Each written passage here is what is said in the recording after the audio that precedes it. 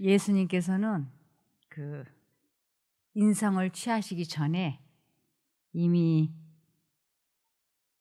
하늘에서 이렇게 내려오시기 전에 잃어버린 자들을 위하여 그분이 걸어가셔야 되는 전 여정을 이미 보셨어요. 그리고 말 구유에서부터 시작해서 그 십자가 위에 달릴 때까지의 전 생애를 그분은 다 내다보셨고, 그리고 그것이 어떠한 고통인지도 사실 다 아셨습니다. 그럼에도 불구하고 예수님께서 그 엄청난 고통과 수치를 감내하실 수 있었던 이유는 당신 앞에 놓여 있는 기쁨, 즉 구원받은 사람들이 기뻐할 것을 그거를 내다보시고, 그래서 십자가를 그분이 견디기로 선택하고 또 치욕을 개의치 않았던 것입니다. 그런데 이스라엘 그 지도자들, 그들이 예수님에 대해서 많이 이렇게 호응을 하지 않았어요. 또 심지어는 그 제자들까지도 예수님께서 이 세상에 오신 목적이 이 세상의 눈에 보이는 왕국을 건설하러 오셨을 거라고 기대를 하고 있는 것이었어요. 그런데 예수님께서는 이제 당신이 곧 당해야 되는 그 고난에 대해서 말씀하실 수 있는 시간이 이제 가까이 다가오고 있는 것이에요. 이제 그분은 얼마 안 있으면 십자가에 달려 돌아가실 것이기 때문에 그것을 이렇게 제자들에게 이제 말씀을 해 주실 예정된 시간이 다가온 거예요. 그래서 이 제자들은 예수님께서 이 세상에 눈에 보이는 왕국을 건설하러 오신 것인 줄 믿고 있었지, 예수님께서 십자가에 달려 돌아가실 것이라고는 전혀 예상하지 못하고 있는 것이에요. 그래서 제자들이 예수님이 십자가에 달려 돌아가실 때 견딜 수 있는 힘을 얻을 수 있도록 그분에 대한 말씀을 이제 해주셔야 되고, 그들도 당신께 대한 저희의 믿음을 고백할 수 있도록 기회를 주셨어요. 그래서 그 기회를 이제 주시면서 그들이 자기들의 그 신앙의 기초가 되는 믿음을 고백을 하고 나면 이제 주님께서는 당신이 이 세상에 오신 목적, 모든 사람들의 죄를 위하여 그분이 십자가에 달려 돌아가실 것을 이제 제자들에게 말씀해 주시려고 하셨습니다.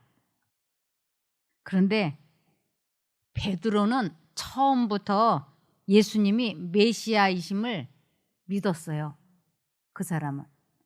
그래서 이 처음부터 예수님이 메시아인 줄 믿었던 이 베드로의 성품은 이런 사람이었어요. 베드로는 충동적이며 자부심이 강하고 온정적인 베드로라고 평하고 있어요.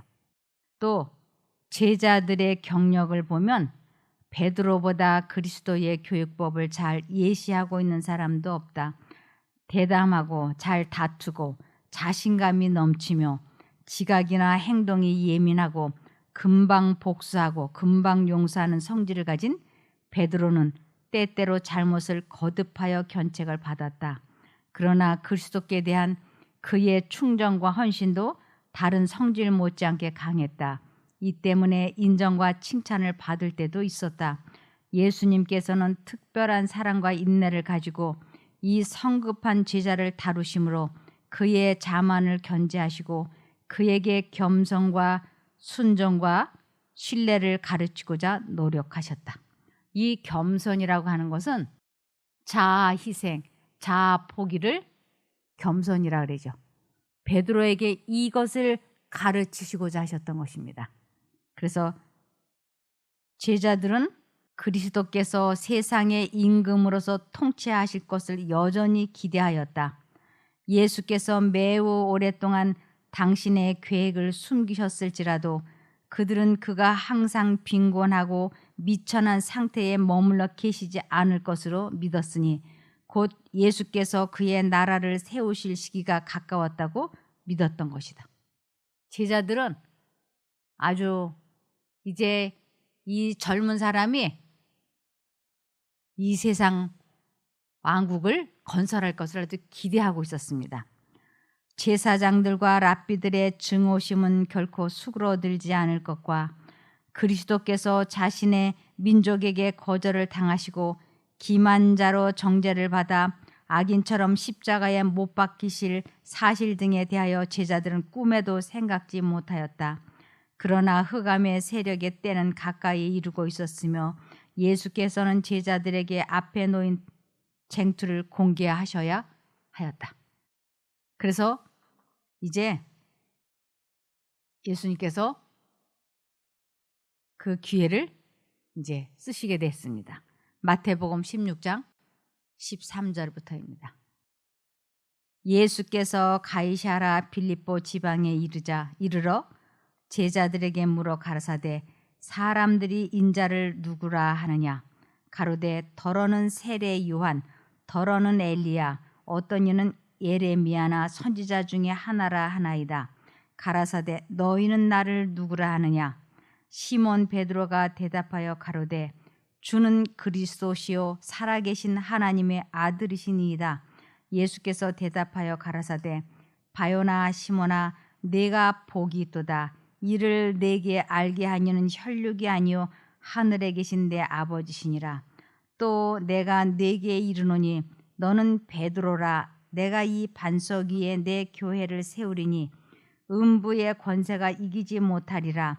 내가 천국 열쇠를 네게 주리니 내가 땅에서 무엇이든지 매면 하늘에서도 매일 것이요 내가 땅에서 무엇이든지 풀면 하늘에서도 풀리리라 하시고 이제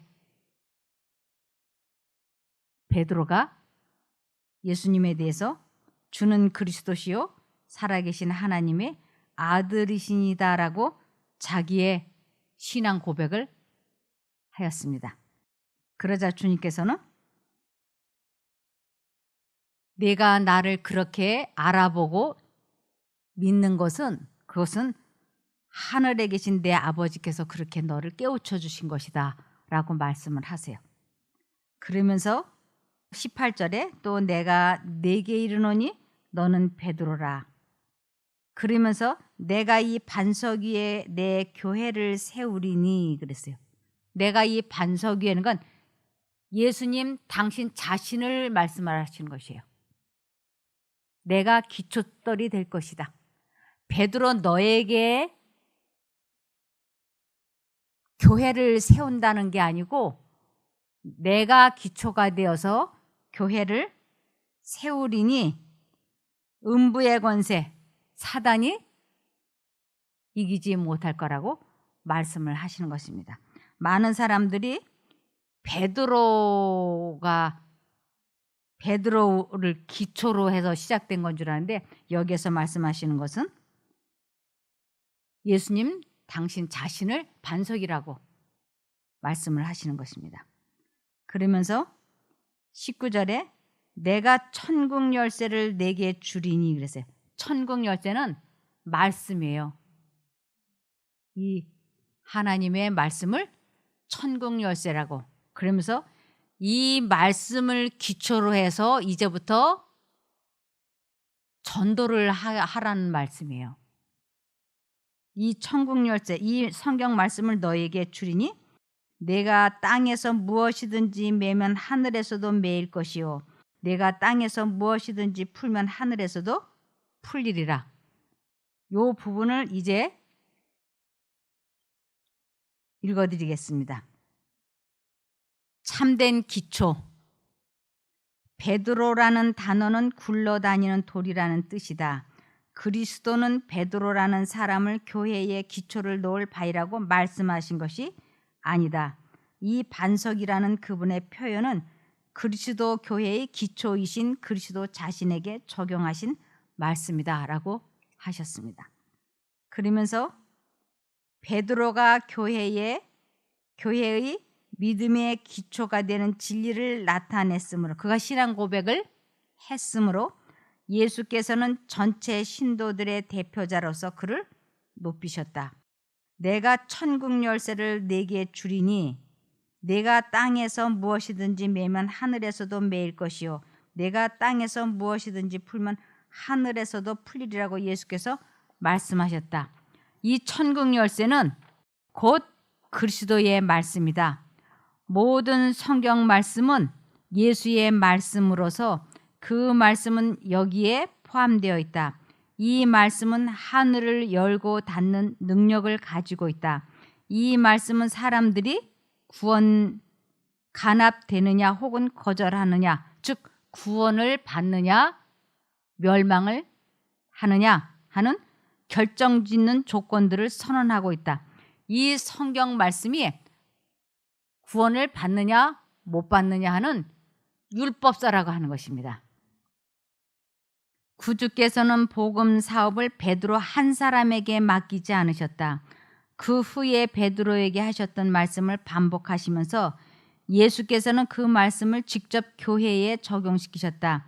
그리고 대체로 같은 말씀을 신도 단체의 대표자인 12 제자들에게도 말씀하셨다. 베드로에게 하셨던 이 말씀을 그 12 제자들에게도 하셨다고 하는 것입니다. 그 이유는 한 명을 지정하여 머리로 삼는 대신에 그리스도께서는 제자들에게 너희는 랍비라 칭함을 받지 말라. 또한 지도자라 칭함을 받지 말라. 너희 지도자는 하나이니 곧 그리스도니라고 말씀하셨다. 베드로에게 어떤 큰 권위를 준 것이 아니라고. 그래서 예수님께서 이 땅에 오신 것은 내가 섬김을 받으러 온 것이 아니요 내가 도리어 섬김을 하려고 오셨다고 말씀을 하셨어요. 그래서 이 12 제자들이 누가 높으냐라고 서로 다투지 말라고, 그러면서 서로가 랍비가 되기 위하여 서로 지도자라는 칭함에 연연해 하지 말고 서로 교회들을 잘 섬기라고 말씀을 하신 것입니다. 그러면서 그리스도는 죄를 용서하는 권한을 교회에다 주신 일이 없다고 말씀을 하셨어요. 그리고 사람들이 하나님을 불쾌하게 하지 않고 죄를 범하도록 하기 위하여 면죄부를 파는 권한도 교회에 주신 일이 없으며 마땅히 받아야 할 책망을 피하도록 하기 위하여 죄를 가리우도록 뇌물이나 선물을 받을 수 있는 자유를 그분의 종들에게 주신 일이 없다. 예수님은 자기의 이름으로 죄 없이 함을 받으라는 말씀을 모든 나라에 설교해야 할 책임을 제자들에게 지우셨지만 그들 자신의 힘으로는 아담의 후손들에게서 단 한 점의 죄도 없이 할 만한 권한을 받지 못하였다. 이것은 베드로뿐만 아니라 그 12 제자들 또 그 외에 많은 사람들이 사람의 죄를 사해해 줄 수 있는 권한을 예수님께로부터 받은 사람이 하나도 없고 예수님은 주신 일이 없다고 말씀하시는 것입니다. 그래서 이제 예수님께서는 베드로에게 내가 말한 대로 그리스도라고 인정을 하세요. 말씀을 하세요. 그러시면서 그분은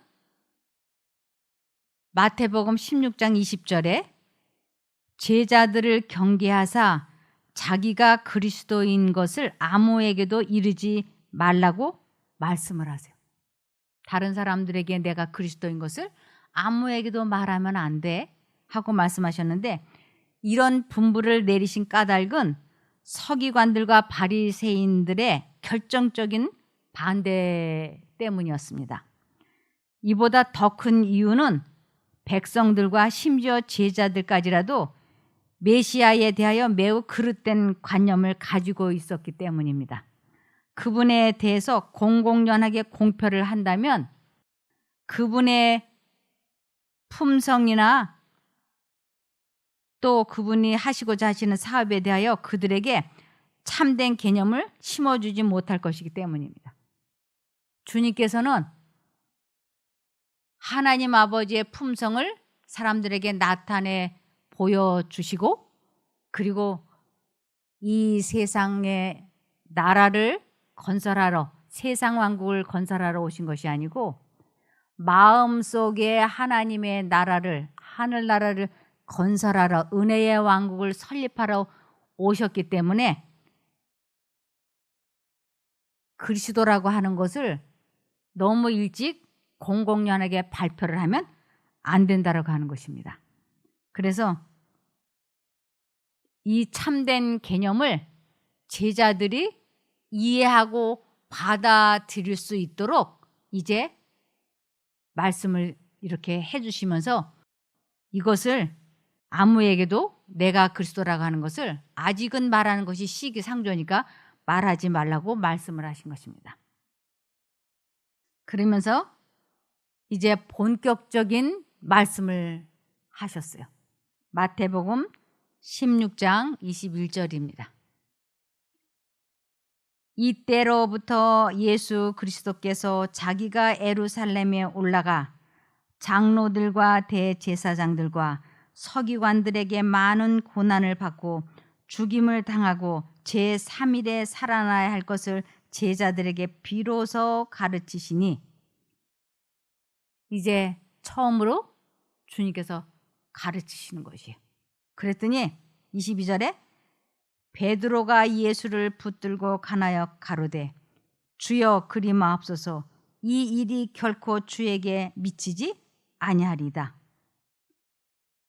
이 베드로가 들어보니까 절대로 예수님이 돌아가시면 안 된다고 생각이 되는 것이에요.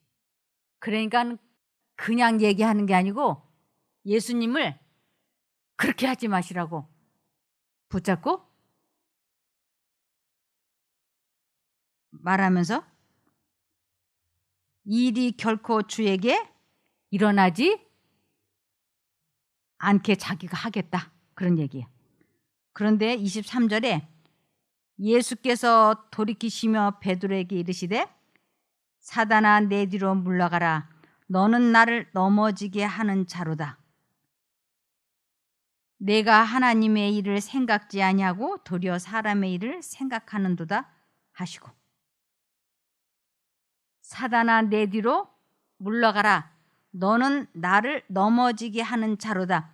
이것은 예수님과 베드로 사이에 사단이 서 있었어요. 그래서 이 말씀은 사단에게 직접 하신 것이었어요. 근데 베드로는 사단이 자기와 마주보고 있으면서 이 베드로 마음속에 사단이 하고 싶은 말, 사단이 절대로 예수님이 십자가에 달려 돌아가시는 것을 원하지 않아요. 왜냐하면 예수님이 십자가에 달려 돌아가시는 날에는 자기의 왕국이 끝나는 거니까. 그래서 예수님이 어떻게 해서든지 내가 이 사람들을 위해서 죽느니 차라리 이 사람들이 자기 죄값을 자기가 받게 내버려 두자. 그리고 천국으로 그냥 되돌아가게 하는 것이 사단의 목표인 거예요. 그래서 예수님께서 그 말씀을 하실 때 사단이 베드로와 마주보고 있으면서 자기의 생각을 베드로에게 막 주입시키고 있는 것이에요. 그랬더니 베드로는 사단이 자기에게 그런 생각을 주입시킨다라고 하는 것은 모르면서 그것을 예수님에게 지금 막 말씀드리는 것이에요. 그것은 곧 아버지 하나님께서 세워놓으신 사람을 위하여 예수님이 십자가에 달려 돌아가심으로 이 세상 모든 사람의 죄값을 갚으시고 사람들로 하여금 죄를 짓지 않을 수 있는 능력을 가질 수 있게 하는 이 계획을 지금 사단이 베드로의 입을 통해서 반대하고 있는 것이에요. 이제 보시겠습니다. 주께서 베드로에게 말씀하신 것을 보라. 그는 사단아 내 뒤로 물러가라고 말씀하셨다. 사단이 무엇을 하고 있었는가? 사단은 바로 베드로의 면전에서 베드로와 마주대하여 주님과 베드로 사이에 있었다. 베드로는 사단을 힘입어 주님을 비난하려고 하였다. 그러나 주님이 베드로에게 아주 가까이 다가가시자 사단은 그리스도의 뒷자리에 놓이게 되었다. 주님은 베드로에게 사단이 밀 까부르듯 하려고 베드로를 청구하였지만 내 믿음이 떨어지지 않기를 기도하였다고 말씀하셨다. 베드로가 만약 배워야 할 교훈들을 배웠더라면 그는 시련의 때에 바르게 섰을 것이다. 그리스도께서 가르치신 교훈에 대해서 그가 무관심하지 않았더라면 그는 그의 주님을 결코 부인하지 않았을 것이다. 베드로는 주님의 말씀을 주의해서 듣지 않았어요. 사단이 베드로를 통해서 말함. 그리스도께서 베드로에게 그분의 바로 앞에 닥친 시련과 고난의 시간을 펼쳐 보이셨을 때에 베드로는 주여 그리 마옵소서 이 일이 결코 주님께 미치지 아니하리다 하였다. 구주께서는 사단아 내 뒤로 물러가라고 명령하셨다. 사단은 베드로를 통하여 말하고 있었고 그로 유혹자의 역할을 하게 하였다. 베드로는 사단이 거기에 있는 것을 알아차리지 못했지만 그리스도는 그 큰 사기꾼의 임석을 간파하실 수가 있었다. 베드로에게 하신 그분의 책망은 진짜 그 원수를 책망하신 말씀이었다. 사단의 사업은 그리스도께서 타락한 인류를 구원하시려고 애쓰실 때에 예수님의 용기를 꺾어놓는 일이었고 베드로의 말은 사단이 듣기를 간절히 바라고 있던 바로 그 말이었다. 그의 말은 하나님의 계획과는 정반대가 되는 말이었다. 이와 같은 성질의 인을 지닌 것은 무엇이든지 다 하나님을 공격하는 것이었다. 그런 말들은 다 사단의 교사로 말미암아 바래진 말이다. 왜냐하면 그런 말들은 하나님께서 그분의 율법을 옹호하시고 그의 신민들을 다스리시며 타락한 인류를 구원하시기 위하여 그분이 고안하실 수 있는 단 하나밖에 없는 계획을 정면으로 반대하는 말이기 때문이다. 사단은 그들이 그리스도를 낭만케 하고 낙심시키기를 바라고 있었다.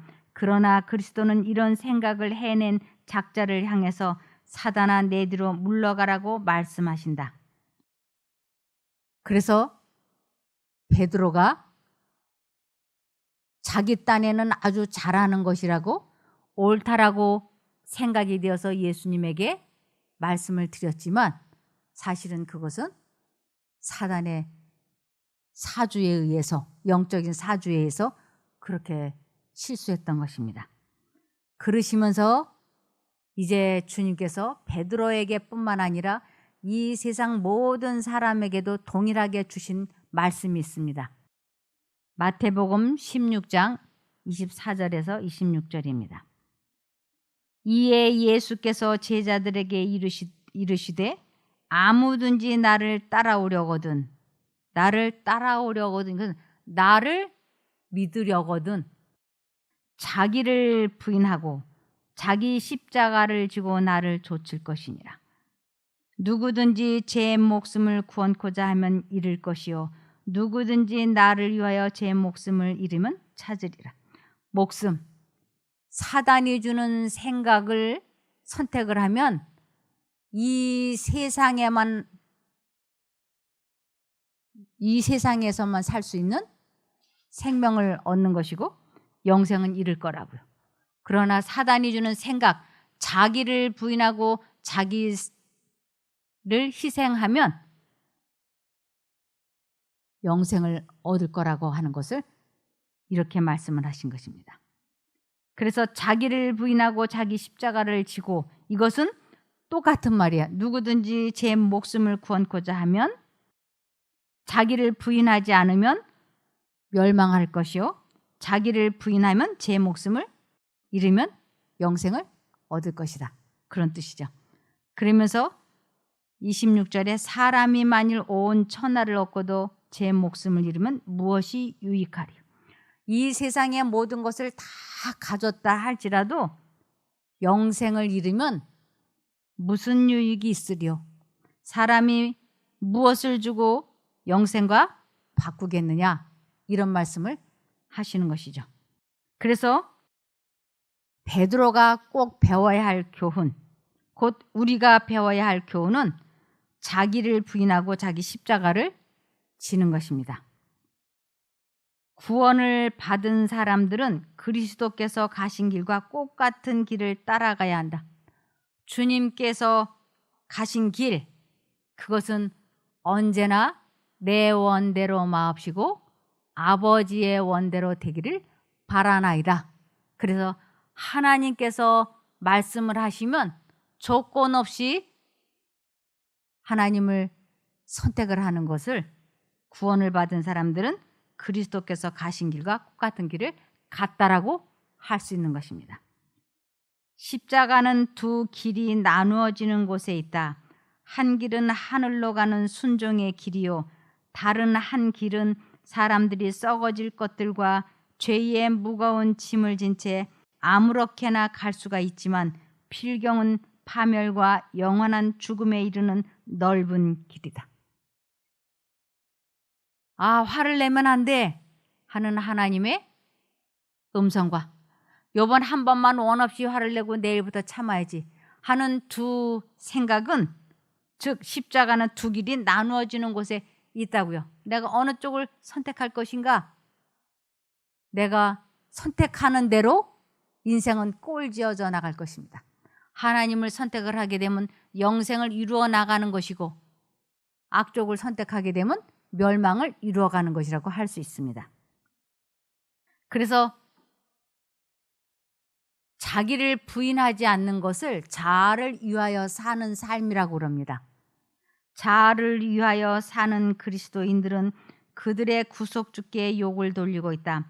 겉으로는 혹 그들이 주님을 매우 열심히 섬길지 모르지만 그들은 자신들이 하는 모든 일에다 자아라는 씨를 섞어 짠다. 그들은 이기심이라는 씨앗을 뿌리기 때문에 마침내 썩어질 것을 거두어야 한다. 자아 봉사는 그 모습이 다양하다. 그 모습 중 어떤 것은 별 해롭지 않은 것처럼 보인다. 자아 봉사, 이것은 하나님과 연합하지 않으면서 교회 일을 하는 것, 선교하는 것, 말씀 연구하는 것, 다른 사람들에게 봉사하는 것, 이러한 것을 자아 봉사라 그래요. 주님과 함께하지 않는 숱한 자아 봉사들을 우리는 경험했지 않습니까? 표면적으로 착한 척하면 진짜 착한 사람으로 보이게 하지만 주께의 영광을 돌리지는 못한다. 주께의 영광을 돌리지는 못한다. 이것은 봉사란 봉사는 다 하고 다니는데 아주 정말 내 몸을 불사르는데 다 내어주고 내게 있는 모든 것을 다 헌신을 했지만 주께의 영광을 돌리지는 못한다라고 하는 것은 품성이 변화되지 않는다라는 뜻이에요. 그래서 하나님께 가장 큰 영광을 돌리는 것은 품성이 변화되는 것을 하나님께 최고의 영광을 돌린다고 하는 것입니다. 그것을 하나님을 영화롭게 해드린다고 하는 것이에요.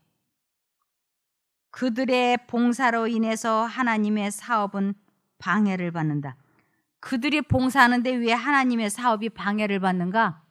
봉사란 봉사는 다 하는데 그들이 품성이, 성품이 변화되지 않으니까 도대체 교회는 다니는데 봉사란 봉사하는데 왜 저 사람들은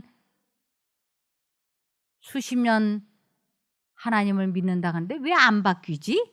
이렇게 사람들이 생각하는 것을 하나님의 사업은 방해를 받는다라고 하는 것입니다. 그리스도는 나와 함께 아니하는 자는 나를 반대하는 자요, 나와 함께 모으지 아니하는 자는 해치는 자니라고 말씀하신다.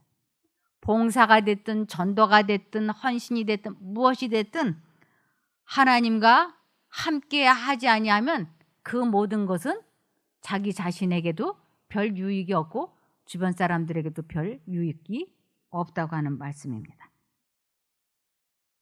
그들이 하는 일에다 자아를 개입시키는 자들은 믿을 수가 없다. 만약 그들이 그리스도 안에서 자아가 사라져버리면 그들이 하는 일은 주의 사업에 가치 있는 일이 될 것이요, 그때 그들은 주의 교훈의 말씀에다 그들의 생애를 일치하게 할 것이요, 그들은 그분의 크신 사랑의 계획과 조화되는 계획을 세울 것이다. 그들의 하는 일에서 이기심이 추방되고 구주의 생애의 특징을 이루었던 자기 부인, 겸손한 마음, 고상한 목적 등이 자리 잡게 될 것이다. 그래서 하나님과 함께하는, 즉 자기를 부인하고 겸손한 마음이 되었을 때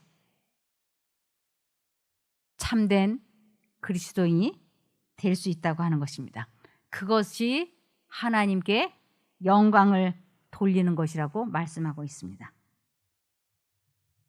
마태복음 16장 24절입니다. 이에 예수께서 제자들에게 이르시되 아무든지 나를 따라오려거든 자기를 부인하고 자기 십자가를 지고 나를 좇을 것이니라. 누구든지 제 목숨을 구원코자 하면 잃을 것이요, 누구든지 나를 위하여 제 목숨을 잃으면 찾으리라. 이거 아까 제가 읽어드린 것이죠. 네, 그래서 주님께서는 이것이 가장 중요한 신앙생활의 모토라고 하는 것입니다.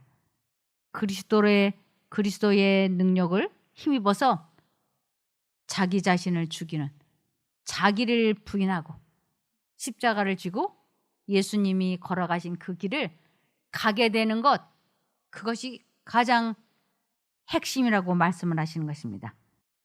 그래서 27절에 마태복음 16장 27절에 보면 인자가 아버지의 영광으로 그 천사들과 함께 오리니 그때에 각 사람의 행한 대로 갚으리라. 각 사람의 행한 대로. 자기를 부인하고 십자가를 졌다면 그에게서 나타나는 것이 성령의 열매이기 때문에 영생을 얻겠죠. 그러나 그렇지 못할 때는 주님께서 내가 너희를 도무지 알지 못하니 불법을 행한 자들아 내게서 떠나가라고 말씀을 하실 것입니다. 십자가는 우리를 땅의 낮은 곳에서 들어 올려서 하나님과 가장 즐거운 교제를 누리도록 할 것이다. 십자가를 지는 일을 통해서 우리의 경험은 다음과 같이 말할 수 있는 경험이 될 것이다. 내가 알기에는 나의 구속자가 살아계시니 후일에 그가 땅 위에 서실 것이라. 이것이야말로 얼마나 확실한 보증인가. 우리 주님께서는 지금 현재 살아계십니다. 그래서 우리가 십자가를 지는 일을 계속 반복하게 될 때 주님께서 이 세상에 오실 때 우리는 그분에게서 영원히 썩지 않을 면류관, 그것을 상으로 받고 영생도 받게 될 것입니다.